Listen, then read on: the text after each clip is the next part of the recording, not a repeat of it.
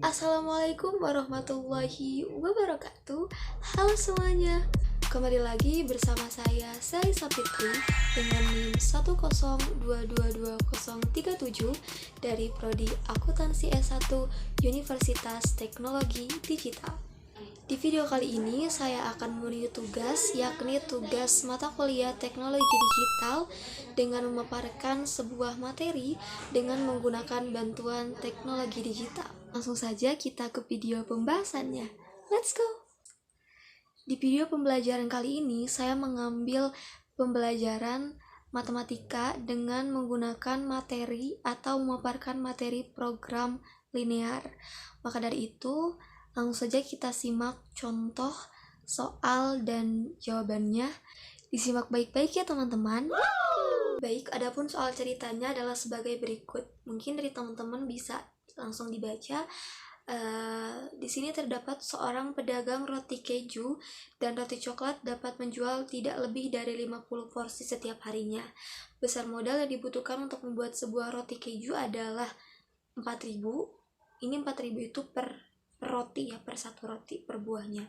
Sedangkan modal untuk membuat sebuah roti coklat adalah 3.000. Jumlah modal yang dimiliki pedagang tersebut adalah 180.000.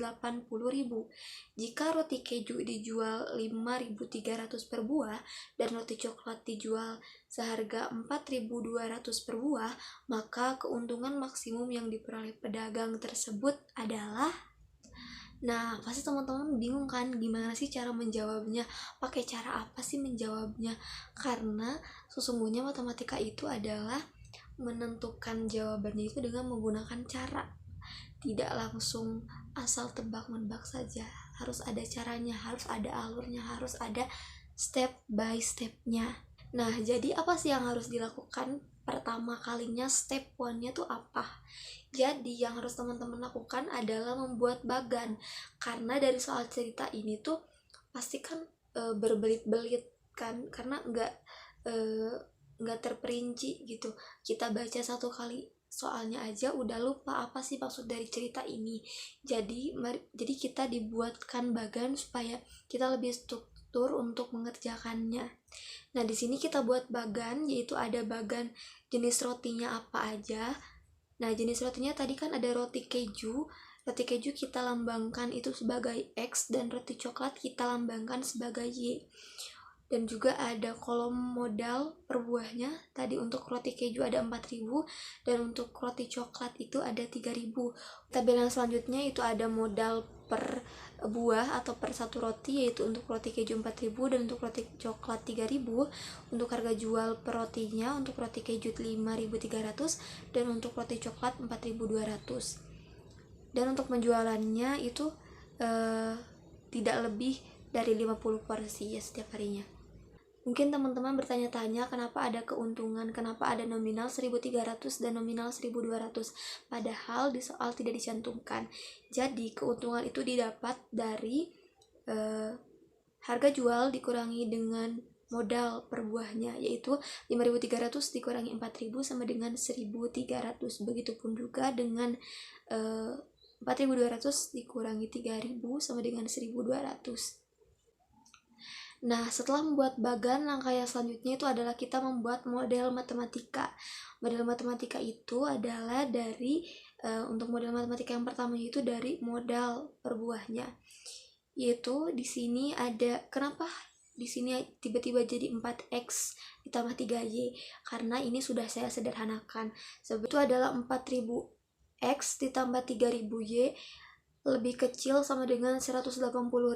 Tetapi saya sederhanakan itu dengan cara teman-teman bisa mencoret 3 angka di belakang koma ya, yaitu ribuannya kalian coret dan menjadi 4x ditambah 3y lebih kecil sama dengan 180. Dan untuk model matematika yang kedua yaitu dari penjualannya.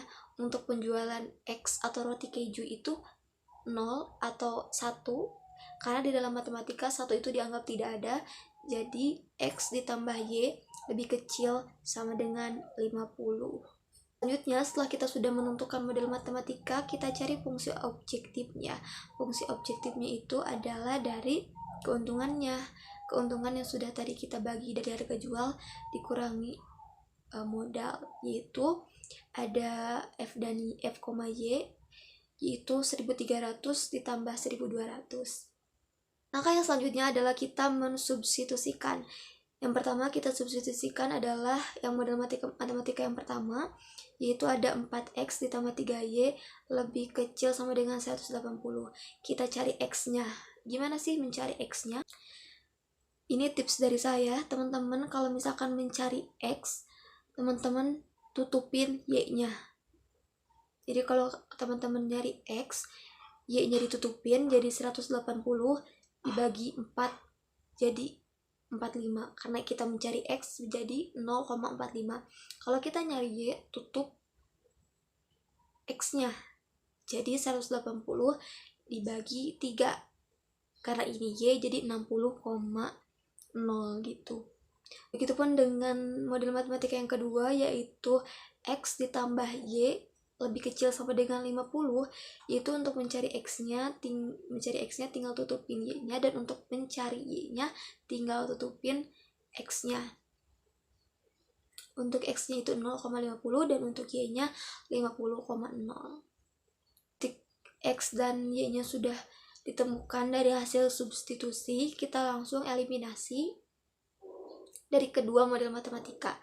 Tahap yang selanjutnya adalah pengeliminasian. Nah, dikarenakan pada model matematika kali ini tidak langsung dapat dieliminasi, maka harus dikalikan terlebih dahulu agar dapat habis bilangannya, yaitu dikalikan untuk model matematika yang pertama dikalikan 1, dan untuk model matematika yang kedua itu dikalikan 3. Jadi untuk model matematika yang ke-1 itu tetap seperti itu, dan untuk model matematika yang kedua itu menjadi x dikali 3 menjadi 3x, x dikali y menjadi 3y, dan 50 dikali 3 menjadi 150. Seperti itu. Nah, setelah sudah dieliminasikan tersebut dan pecahannya sudah berubah, tinggal dikurangi saja. Dikarenakan 3y dan 3y itu adalah bilangan yang sama, maka langsung saja dicoret atau dihabiskan. 4 dikurangi 3 itu 1, sesuai yang sudah saya tadi bilang bahwa di dalam matematika 1 itu tidak berarti, jadi di-X-kan saja. Dan untuk 150 dikurangi 150 adalah 30, jadi untuk X-nya itu adalah 30. Nah, untuk X-nya sudah ketemu, sekarang kita tinggal mencari Y-nya. Untuk mencari y-nya itu tinggal dimasukkan saja x-nya, karena x-nya sudah ketemu 30, jadi 4 dalam kurung x-nya 30 ditambah 3y lebih kecil sama dengan 180. 4 dikali 30 sama dengan 180, dan tinggal diturunkan saja yang lainnya. Selanjutnya adalah pindah posisi ya, yaitu 3y, karena kita mencari y, 3y sama dengan 180, dikarenakan pindah posisi jadi yang positif itu menjadi negatif, jadi 120 nya menjadi negatif, yaitu 180 dikurangi 120. Jadi untuk 3y nya itu 180 dikurangi 120 adalah 60, karena y-nya masih ada 3-nya, jadi belum bisa dikatakan itu adalah hasil dari y. Jadi 3y sama dengan 60 dibagi 3. Jadi untuk hasil y-nya itu adalah 20. Di sini contoh gambar grafiknya, yaitu grafik dari tadi ya, untuk x-nya 0,45, y-nya 60,0, x-nya 0,50 dan y-nya 50,0, dan untuk nilai maksimumnya itu di 30,20, seperti itu. Selanjutnya kita adalah mencari nilai maksimum, yaitu step yang ke-6. Kenapa kita harus mencari nilai maksimum? Karena di soal tadi kita kita diperintahkan untuk mencari berapa sih keuntungan dari penjualan tersebut. Untuk mencari nilai maksimum yaitu adalah dengan cara F dalam kurung F, Y. Dikarenakan F, Y nya sudah ketemu, yaitu 30 dan 20, jadi tinggal dikalikan saja, yaitu 30 kan tadi untuk fungsi objektifnya sudah ditulis di atas di poin yang kedua, jadi kita tinggal kalikan saja, yaitu 30 dikali 30 dikali 1300 ditambah 20 dikali 1300. 30 dikali 1300 sama dengan 39.000, dan untuk 20 dikali 1200 itu 24.000. Barulah keduanya ditambahkan, 39.000 ditambah 24.000 menjadi 63.000. Jadi sudah ditemukan bahwa keuntungan atau keuntungan maksimum yang diperoleh oleh pedagang tersebut adalah 63.000. Jadi dapat saya simpulkan untuk pengerjaan program linear ini, yaitu stepnya itu ada 6. Kita nggak sebut dulu satu ya.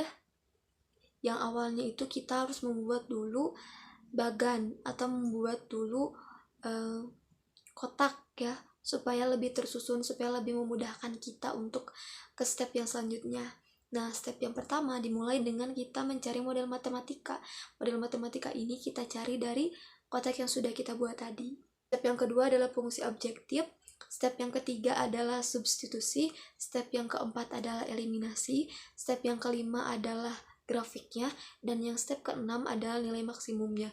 Sebetulnya step ini adalah tergantung soal apa yang dipertanyakan. Kalau misalkan soalnya sampai disuruh membuat grafiknya berarti sampai poin 5. Begitupun dengan yang lainnya. Jadi tergantung kita memahami soalnya. Nah, jadi itu teman-teman pembahasan mengenai materi program linear.